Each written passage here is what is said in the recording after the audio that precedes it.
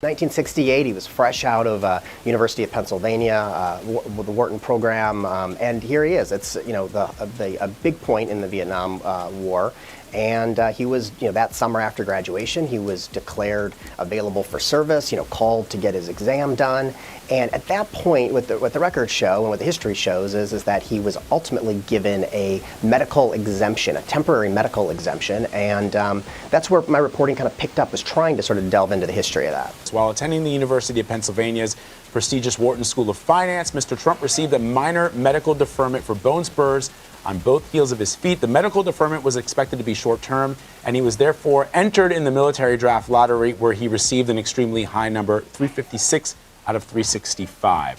In 1968, at the height of the draft, 22-year-old Donald Trump was diagnosed with bone spurs in his heels. It was his fifth deferment, 4 for school, 1 medical, and it kept him out of Vietnam completely. Well, it looks like the most obvious thing in the world has been pretty much confirmed. Samuel L. Jackson is holding the doctor's own family's account of exactly how that diagnosis happened. Trump didn't actually have bone spurs that prevented him from fighting in Vietnam. Looks like it was just his privilege. Sad. The daughters of a Queens foot doctor say their late father diagnosed President Donald Trump with bone spurs to help him avoid the Vietnam War draft as a favor to his father, Fred Trump, according to a new report Wednesday. Dr. Larry Braunstein, a podiatrist who died in 2007, rented his office in Jamaica, Queens from Fred Trump in the 1960s, the Times reported, citing records. His 2 daughters told the Times that their father provided the diagnosis of bone spurs as a courtesy to the elder Trump. "I know it was a favor," Elisa Braunstein told a newspaper, who added that the small favor got her father access to Fred Trump. "If there was anything wrong in the building, my dad would call and Fred Trump would take care of it immediately," she told the Times. Trading favors for access.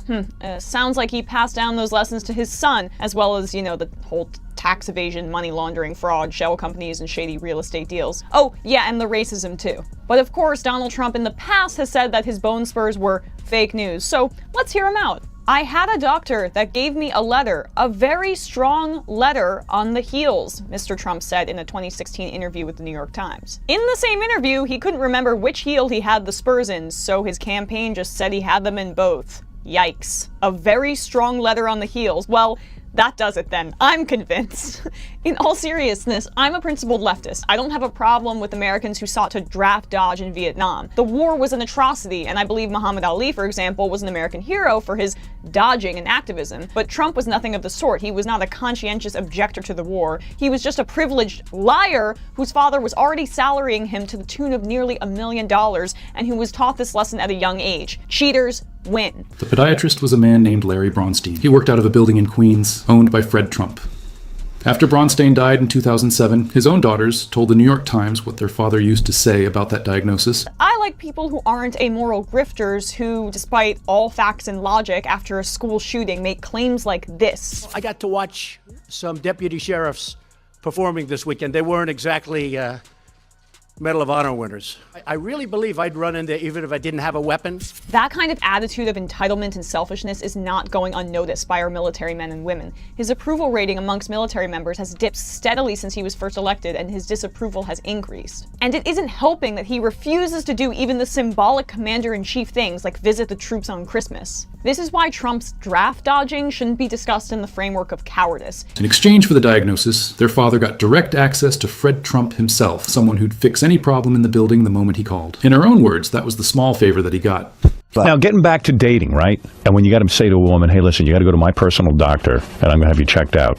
Is that a tough thing to say to a woman, or you just got the balls to say it? I'll tell you, it's amazing. I can't even believe it. I've been so lucky, right, in terms of that whole world. You've never gotten a social disease. It is a dangerous world out there. It's is scary. It's like Vietnam, sort of like, the Vietnam era. It is your personal Vietnam, isn't it? It is my personal It is. You've Vietnam. said that many times. I feel like a great and very brave soldier. A lot of guys who went through Vietnam came out unscathed. A lot of guys who've gone through the 80s having sex with different women came out with AIDS and all kinds of things. They survived Vietnam. This is better than Vietnam, but it's a little better. But every vagina is a landmine. Haven't we both said that in private? A potential. A potential landmine? I think it is. That's right. If you were the right age for that draft in 1968, you don't need this explained to you. You know exactly what it meant to have a landlord who could make a phone call, and what it meant if you didn't. A second podiatrist may have been involved too. A man named Manny Weinstein, who moved into a Fred Trump-owned apartment that same year, 1968. Nobody has ever found the actual medical paperwork. Jackson turns to Trump's own words on it from 2016. He couldn't remember the doctor's name, only that the letter was, in his words, very strong. Quick, if you haven't subscribed yet, hit the button. It takes 2 seconds, and if you already have, you're genuinely the reason this channel keeps finding pages like this one. Back to the evidence.